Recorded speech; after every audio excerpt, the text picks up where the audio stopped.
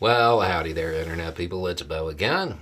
So, today we are going to talk about Oklahoma and charter schools and public funding and a Supreme Court decision that was reached by the Oklahoma State Supreme Court.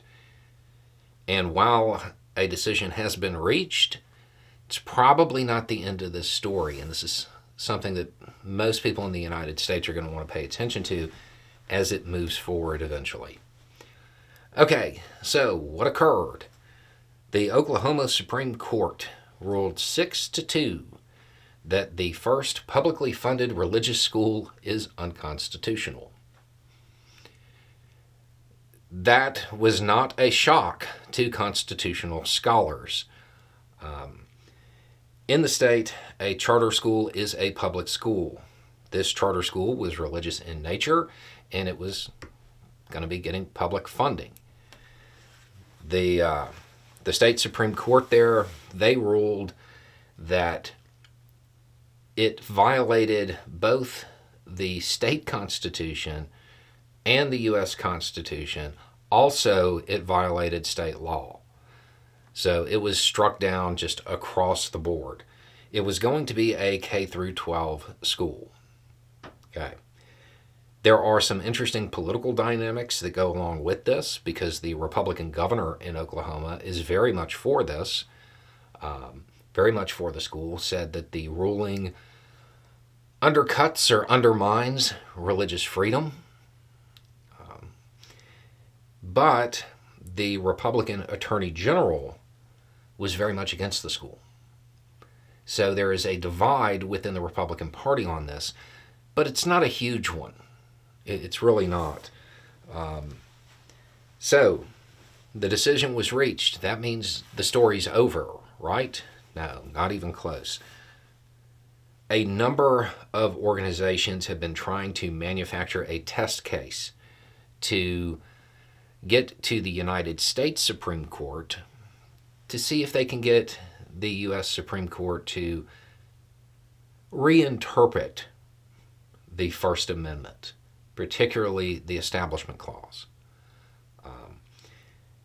We'll just read this real quick. Congress shall make no law respecting an establishment of religion or prohibiting the free exercise thereof.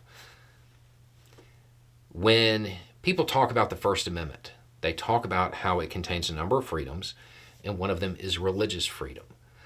But really, it contains two religious freedoms: the Establishment Clause and the Free Exercise Clause. If you want to sum it up, it boils down to Congress can't support or infringe on any particular religion. That's really how it has been widely interpreted for a very long time. This is that hedge between church and state. The Establishment Clause is the one that a lot of religious activists would like to reinterpret and make go away, really. What they seem to want is a ruling that would allow public funds, federal funds, state funds, to be used to support their religion.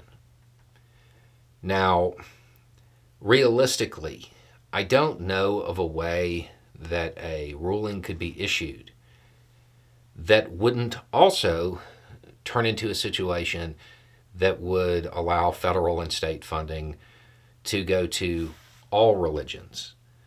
Because even with a court that is just dedicated to finding some way around it, the way it is written, it doesn't seem like they'd be able to single out a specific religion to promote through the ruling. However, state legislatures, well, they might be able to figure something out about that later. This case, it makes a good test case. This is probably the one that they're going to try to push up to the Supreme Court. If that occurs, this is one you need to watch because it's an end run around the First Amendment.